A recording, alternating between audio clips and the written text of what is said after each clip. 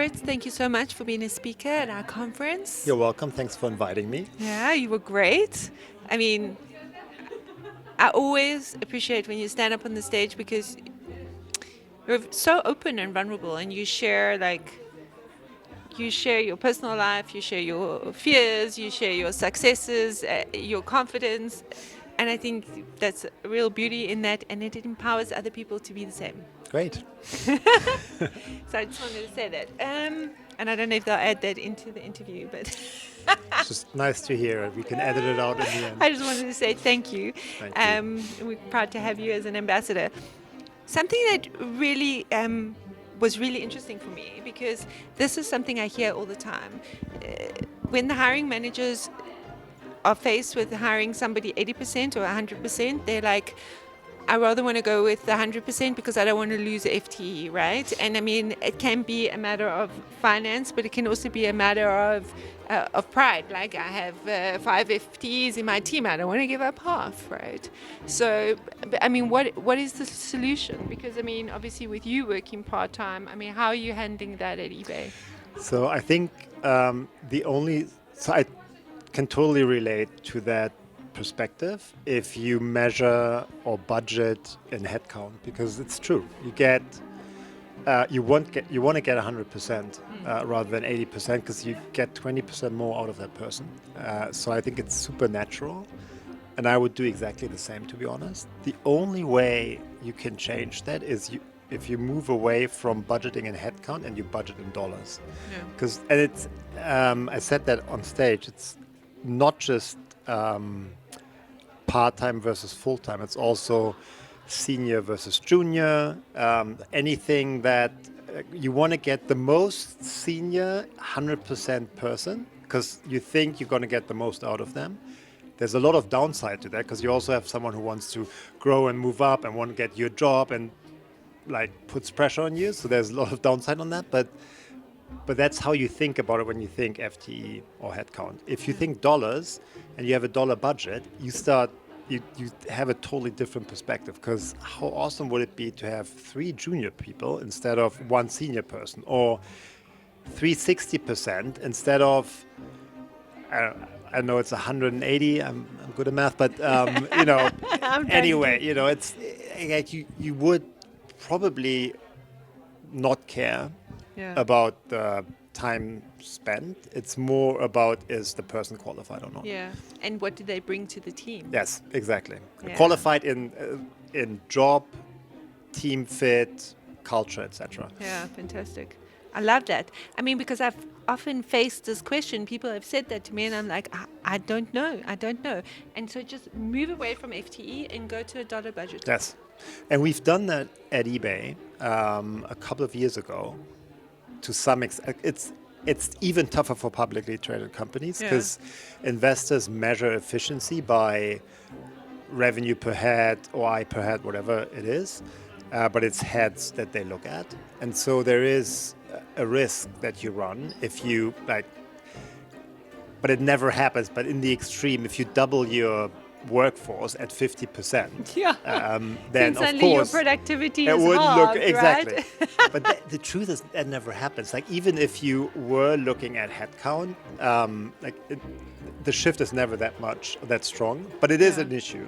Yeah. For publicly traded companies, I don't understand why they budget for headcount. I just don't understand it. I hope that many companies don't do that. Yeah. Because it gives the hiring managers so much more flexibility in setting up their teams. It's like I suddenly I've got so much dollars to spend. How can I get the most bang for my buck? Right? Exactly. I mean, it's never. Of course, they might also think about bringing diverse backgrounds, so part-time will enhance the team. But that's all side effects. In the end, it's how much bang do I get for the buck? Yeah. And with dollars, you're way more flexible than if you're managed by headcount. Yeah, fantastic. I would love to ask you, maybe you can just share a little bit. How does it impact the rest of your team as a leader to be working in a part-time role? So my team Yeah. is benefiting from that. Yeah. And the reason is that because I had to step back, they Yeah. were able to step forward. Yeah. And I have a great team, so it works well. Like I was never concerned when I decided to go to 80% that stuff wouldn't get done. Also because I know I'm not that important, but also because team is just really good.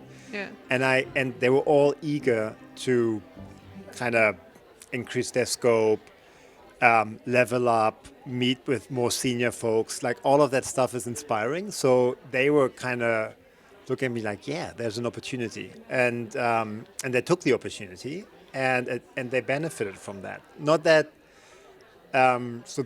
Two of my team members got promoted Yeah.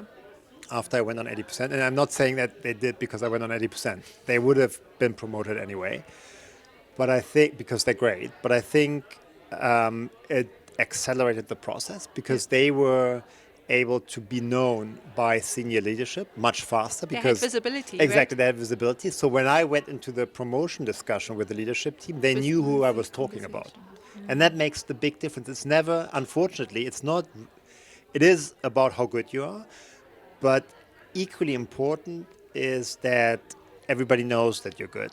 And if they don't, if only your manager knows, and your manager doesn't give you the opportunity to show off in front of the other managers, it'll never happen. Yeah. And that's one of the, I've seen that sometimes happen. That's one of the tools managers use to keep their team kind of Keep in check, if keep you the will. light under the Exactly. under the shade. But I also see managers who are brilliant in showing up their team, and then the team benefits from that. And that's really, like, I was almost forced to do it when I went on 80%, and they benefited from that.